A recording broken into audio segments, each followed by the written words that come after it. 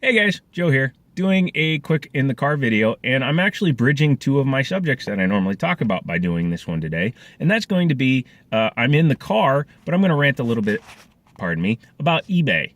And the reason is that I just got done with a couple of different disputes on eBay. If you sell a lot on eBay, you're going to unfortunately run into less than scrupulous people. Now, I sold an item to a gentleman, and 2 weeks after he purchased it from me, I get a dispute claim saying that I sent him the wrong version. I clearly didn't, but he was trying to get me to give him money back. He's like, "Oh, dude, you should give me some money back." And I said no. He escalated it to a claim, and I still said no. Now, I told him very fairly that if he wanted to send me the exact item back, I would give him a full refund. But then he claimed I opened it. And I said, no, it's clearly sealed. I took pictures of the seal before I sent it out. Then he's like, "Oh, no, you opened it, you opened it, you opened it. In fact, you sent me an empty box, but I'll still just take part of my money back." And I was like, whatever. So he filed the claim. It got escalated. PayPal got involved, and PayPal, for some reason, decided to pay the guy. Well, I appealed that decision, spoke to somebody at PayPal, sent them the pictures of the sealed box, as well as all the information, including the email chain from this idiot who changed his story 3 times, and they wound up giving me my money back. I don't have the item back. He's keeping that. If they gave him any money back, that's on them, but I've gotten all my money back. So thank you, PayPal, for at least stepping up and doing the right thing for a seller that's a power seller.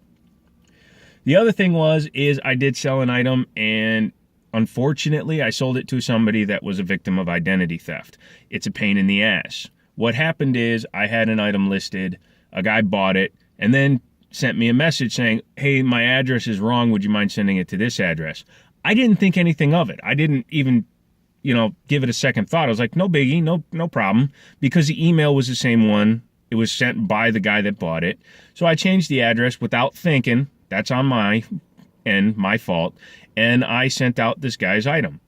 3 hours later, I dropped it off on my way to work. 3 hours later, I get an email from eBay saying that it was a gentleman who had identity theft. Don't send it out. Well, I call eBay because I told them. I was on my way to work. I dropped it in the post office box. It's already sent. What do I do?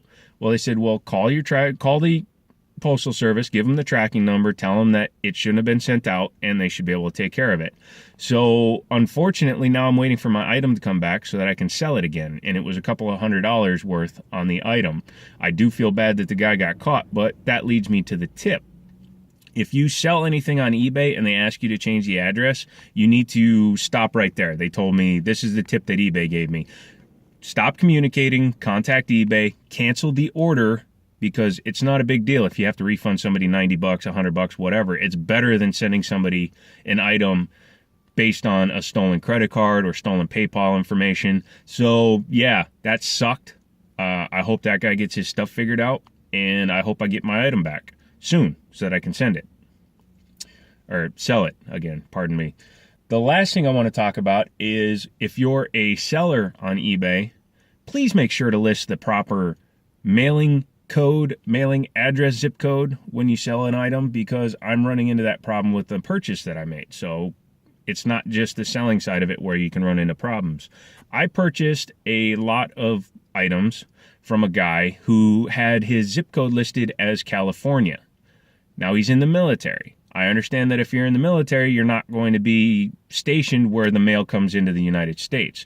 I knew it was a military post office box, but the delivery date also indicated that he was still in the United States.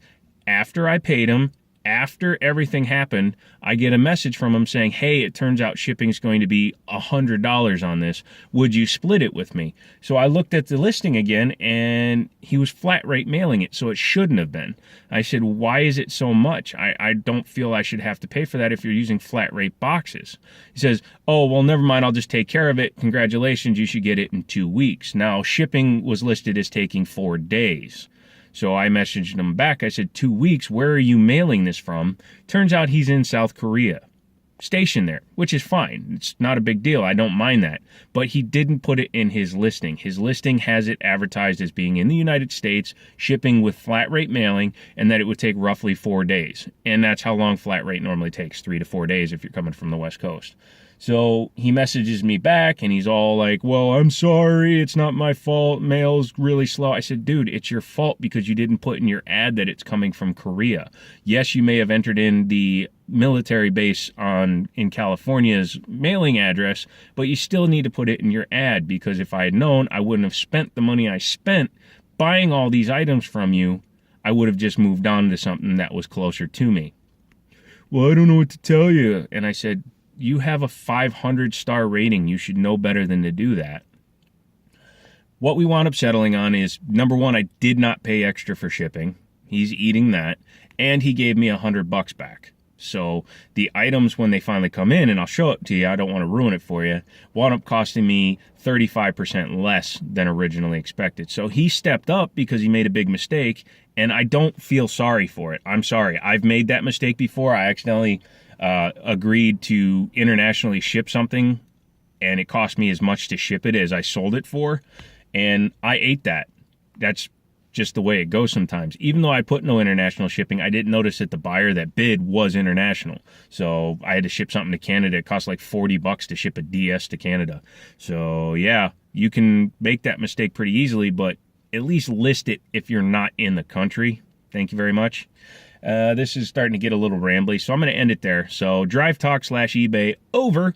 I'm filming 4 different videos today, so the next 4 or 5 days there should be a video almost every day, so that'll be cool. Thank you so much. We're so close to my 250 subscriber goal, and I'd really like to hit that. If we hit that, I would be so happy, because it just means that many people enjoy listening to me, and not a lot of people do that, at least not people that know me. Most of those people are like so yeah, if you have any questions, leave them down below. If you have any comments, leave those down below.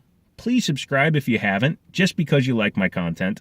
I don't do stupid giveaways just to get you to sign up. I don't do stupid like, comment, subscribe to try to enter to win something. So other than that, that's about it. So I will talk to you guys later. Hope you have a good holiday. Thank you very much.